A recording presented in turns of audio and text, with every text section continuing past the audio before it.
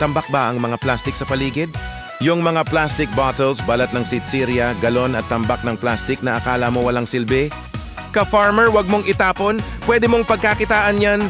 Introducing the plastic shredder ng RM Metalworks. Heavy duty, low maintenance at gawa para sa pangmatagalang negosyo.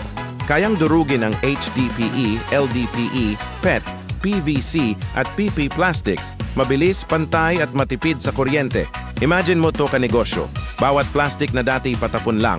Ngayon, nagiging dagdag kita at bagong oportunidad. Mas malinis ang paligid, mas maayos ang operasyon at mas proud ka dahil tumutulong ka pa sa kalikasan. Simulan mo na ang pagbabago sa negosyo mo. Mag-invest sa plastic shredder ng RM Metalworks.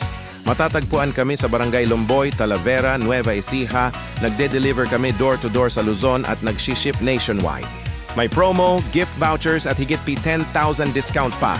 RM Metalworks. Gawang Pinoy para sa negosyong Pinoy.